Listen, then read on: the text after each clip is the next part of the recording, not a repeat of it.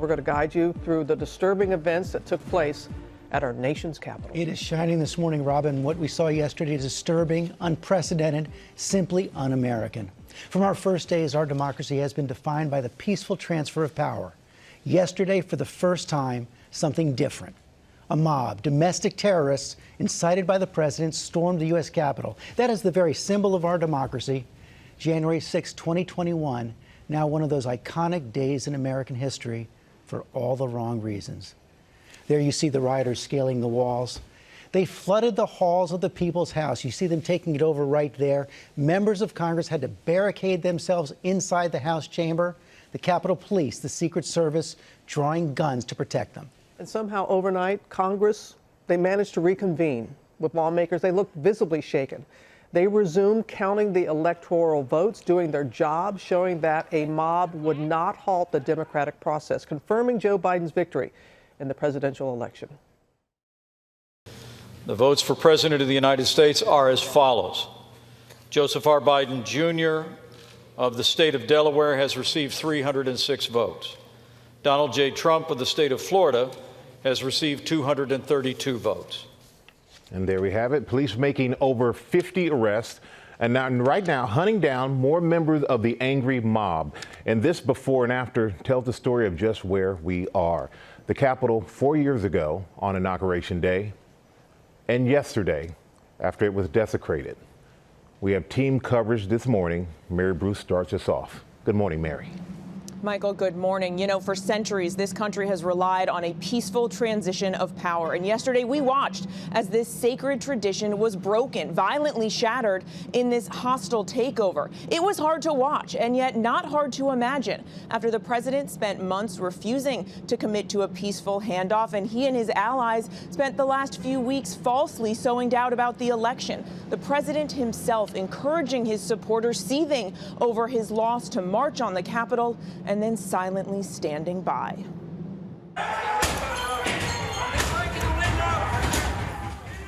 It was nothing short of a siege. Hordes of Trump supporters breaching barricades, storming the Capitol, as members of Congress inside worked to officially certify Joe Biden's victory. Protesters are in the building. Rioters quickly overwhelming police and overtaking the hallowed halls. Some in tactical gear, others waving Confederate flags, battering the door to the House floor.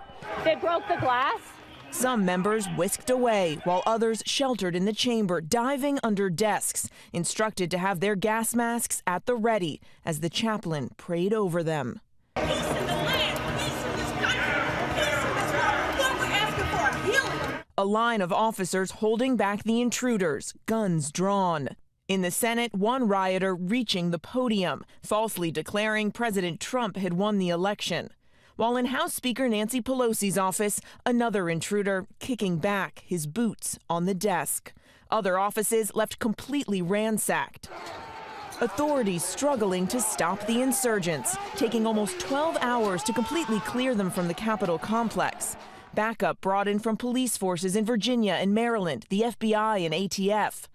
Washington, D.C. declaring a state of emergency. But the president, sources say, initially rebuffed bringing in the National Guard. The self-proclaimed law and order president only relenting after aides talked him into it. The demonstrations turning fatal. At least 4 people have died, including one woman who was shot by police inside the Capitol.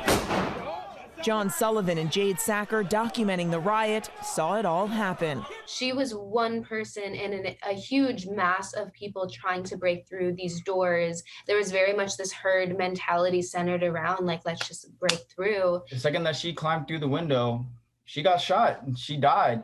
The mob's march on the Hill, incited by the president himself just moments before. And after this, we're going to walk down, and I'll be there with you. We're going to walk down.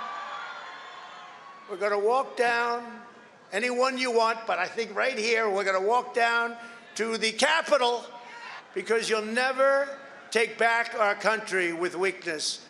But as his supporters overtook the Capitol, Trump was nowhere to be found, silent as they seized the building. Members of his own party publicly pleading with Trump to end the anarchy and tell his supporters to retreat. More than 3 hours after the coup began, Trump eventually told them to back off, but it was half-hearted. In a brief video posted to social media, the president telling his followers to go home, but also heaping praise on them, saying, quote, "We love you, and you're very special." And Trump repeating his false claim that the election was stolen from him, seeming to justify their violent response. In his own remarks, a somber President-elect Joe Biden calling the invasion an assault on democracy and making it abundantly clear who he blamed for creating the chaos. The words of a president matter, no matter how good or bad that president is. At their best, the words of a president can inspire. At their worst, they can incite. Now, Biden also insisted that what Americans were witnessing is simply not what this country stands for, as he now faces the daunting task of trying to unite the country going forward. And this morning, we are seeing Democrats and Republicans coming together. Even some of those Republicans who for years have stood by Trump or silently condoned his behavior are now saying enough. That Trump fever seems to be breaking, but it is just astounding that it took a storming of the Capitol to reach this reckoning. George. Mary Bruce, thanks very much.